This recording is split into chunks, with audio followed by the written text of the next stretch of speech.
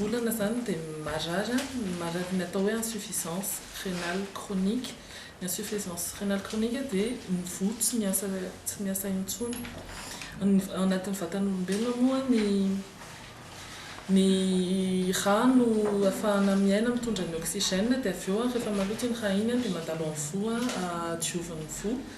Dia ny volana tsy sisy an'izay dia tsy maintsy manao dialyse izy indroa isan-kerinandro diovin'ilay dialyse ilay appareil zany ny rany. Na izy manao an'izay na izy manao transplantation rénale.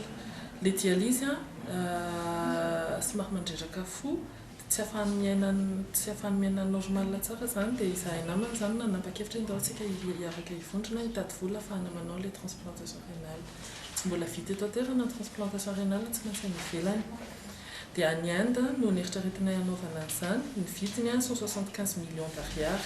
Tafiditra ao anatin'izay daholo ny opération eny an-toerana, ny vola lany eny an-toerana, ny trano sy ny sakafo, ny billet d'avion, izy sy ny donneur sy ny dokotera manaraka anazy tafiditra ao anatin'izay 75 millions d'ariary izay daholo. Mba ahafahana mitady an'izay vola izay zany nanaovana ny association de solidarité volana. Dia misy hetsika karakarainay amin'ny lahady izao, tolo-tanana ny anaran'ilay hetsika, miaraka amin'ny Singers of Jesus ao amin'ny taona Makorondrano amin'ny 3. Singers of Jesus no tête d'affiche fa miaraka aminy misy guest i Steph Rampi, Nature, Hugo Rakotomalala ary Koloina. Izy Bloma kosa manao ny fanentanana sy ny fanolorana.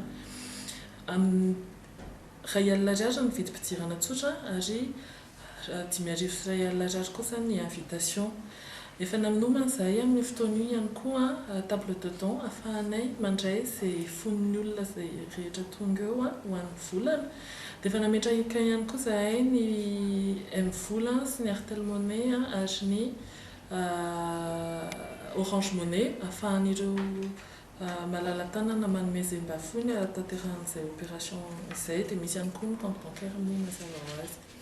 Ao anatin'ny hetsika nataona ihany koa nanao izahay crowdfunding amin'ny alalan'ny plateforme GoFundMe. Izany hoe manentana ireo any an-dafy sy amin'ny alalan'ny internet ireo rehetra izay malala tanana hanohana anay ao anatin'izay vola tadiavina izay. Billet moa zany manomboka amin'ny efa azo raisina amin'ny hectare 4 tapaka mandrapatonga ny amin'ny 7 dia ny toerana moa mazava ho azy ny andro fampiasana.